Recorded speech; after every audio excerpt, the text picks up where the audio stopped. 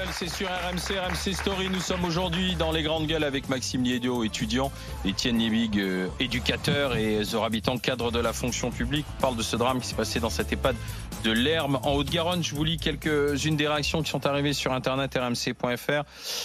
Franck qui nous dit: les EHPAD devraient être uniquement public, il ne devrait pas avoir à faire des bénéfices, à faire du commercial. Voilà, mais ce que m'écrit Franck.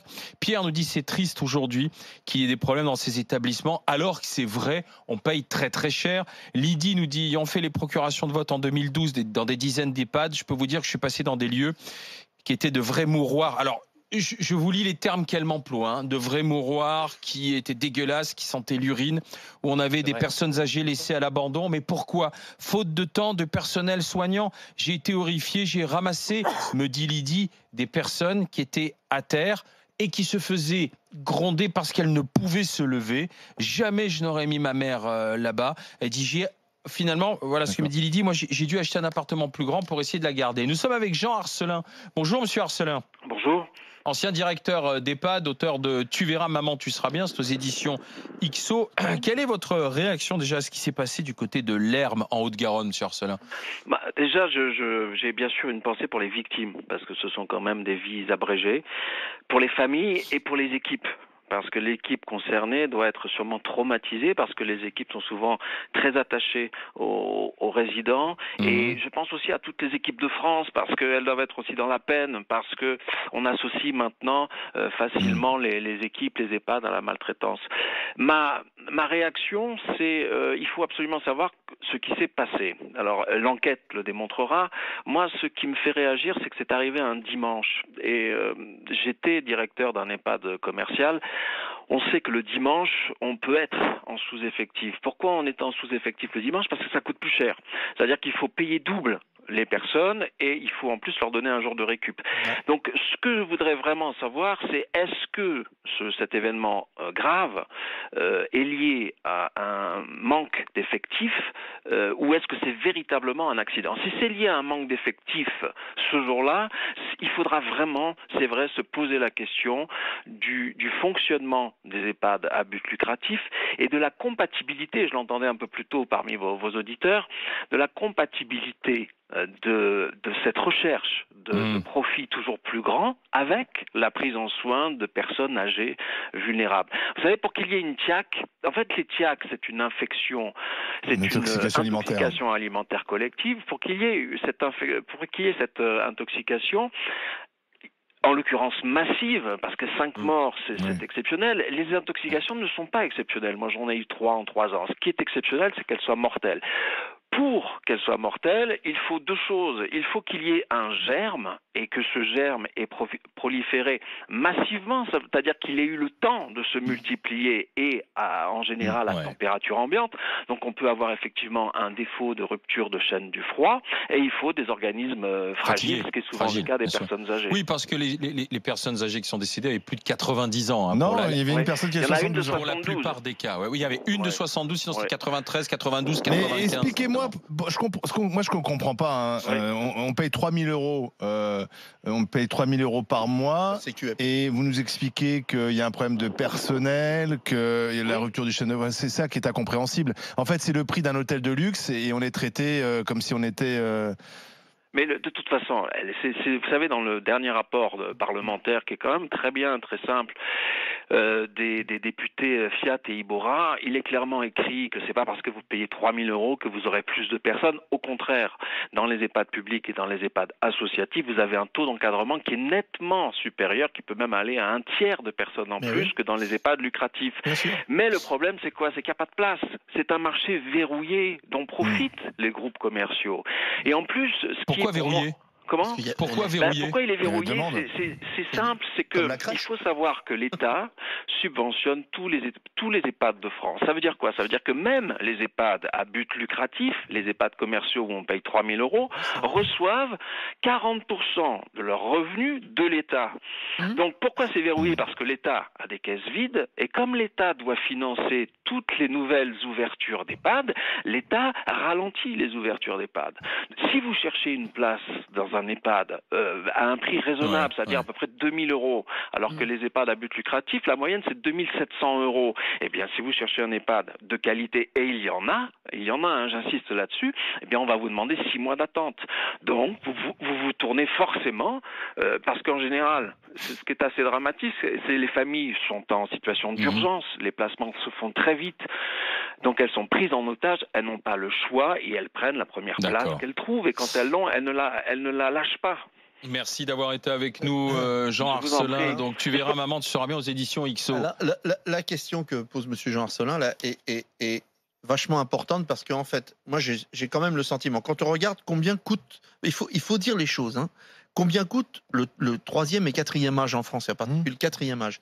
Ça va devenir un des premiers budgets de la France au niveau des soins pour la Sécu.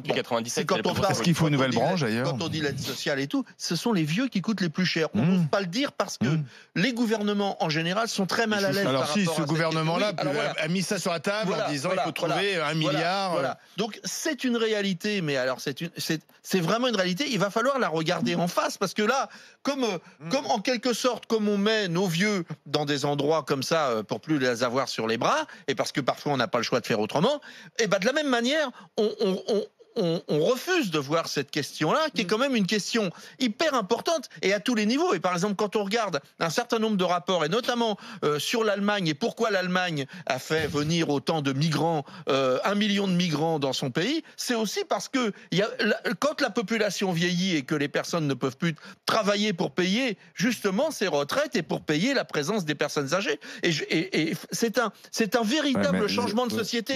Vouloir fuir cette question... Le problème de la natalité en Allemagne n'est pas celui même celui de la France. En 2050, on aura 5 millions de Français qui auront plus de 85 ans.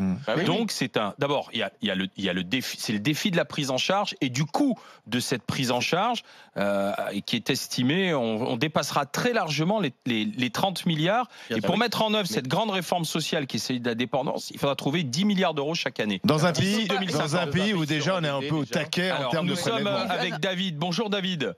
Oui, bonjour Jérôme. Bonjour, bienvenue. Vous avez travaillé en EHPAD, en intérim, dans pas mal d'établissements. Oui. Quelle est votre réflexion après avoir entendu ce qui s'est passé du côté de la Haute-Garonne alors? En fait, je voulais reprendre un petit peu les propos qu'avaient eu à la fois Étienne et l'ancien directeur. C'est-à-dire qu'il est vrai que de toute façon, le gros problème à l'heure actuelle, c'est que même si vous avez un de vos proches en EHPAD et que vous sentez que cette personne-là n'est pas forcément bien traitée, vous allez devoir la laisser, malheureusement, parce que dans certaines pathologies, notamment les personnes atteintes d'Alzheimer, il est impossible de ramener ces personnes-là à la maison. Et ensuite, comme l'a dit l'ancien directeur, c'est qu'il n'y a plus de place ailleurs. Donc finalement, ces EHPAD ont un monopole. Et vous êtes complètement pris là-dedans, et vous n'avez d'autre choix que de laisser la personne, malheureusement, soit vous la ramenez chez vous, et encore faut-il pouvoir s'en occuper, soit vous la laissez là. Voilà. Et le gros problème est là. Et puis il y a un gros problème de formation, parce qu'on s'aperçoit des soignants. Bah oui. Surtout plus personne ne le fait. On s'aperçoit que les instituts de formation d'aides-soignants n'arrivent même pas à remplir leur classe. Moi, j'ai des fiches de paye, je peux vous le dire, où je suis payé moins que mon fils qui fait du babysitting à 9,83 € de l'heure. Donc, on n'attirera aucun professionnel dans ces institutions avec la dureté du travail, que ça soit une dureté physique et psychologique, parce que moi, je pense à ces équipes. Bien sûr. Oui, il faut soulever les corps, il faut. Bien sûr. Ça doit être très très dur pour eux.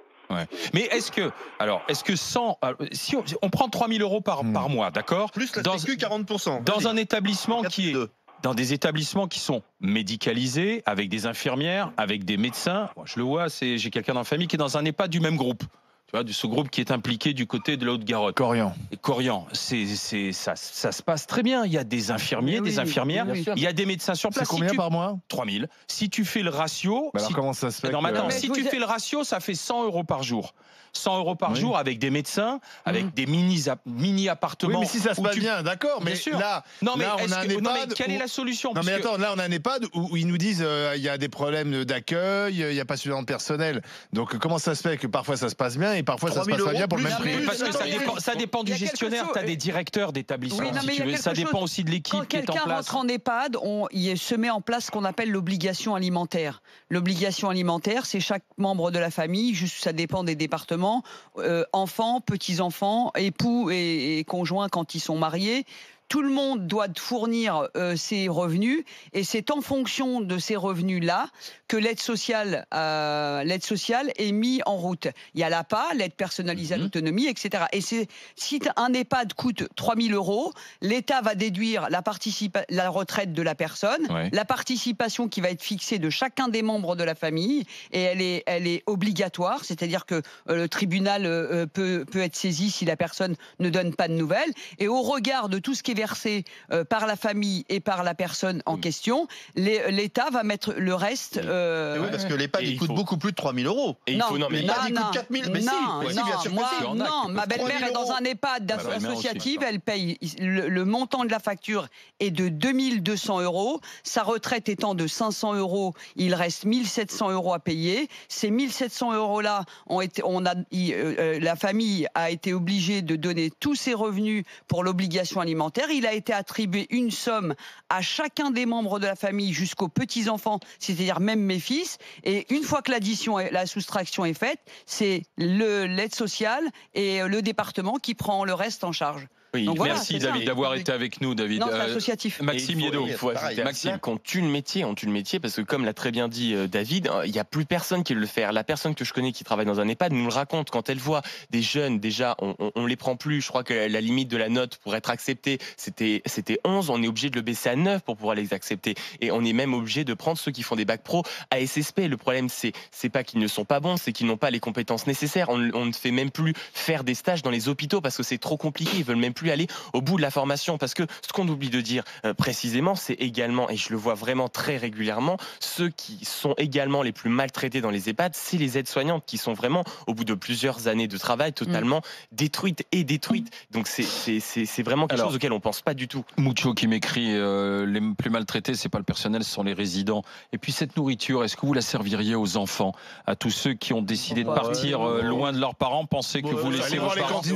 C'est un choix de société, m'écrit Mucho. Olivier nous dit peut-être faudrait-il enquêter sérieusement sur ces groupes qui gèrent les EHPAD. En effet, connaissant des directeurs qui ont arrêté de travailler, j'ai toujours entendu parler du manque de moyens, de la maltraitance. Aujourd'hui, le besoin impérieux sont les bénéfices. Il n'y a plus de philanthropie, mais quand le business prend le pas sur l'humain, interrogeons-nous, me dit-il, sur la société que nous voulons, que nous souhaitons.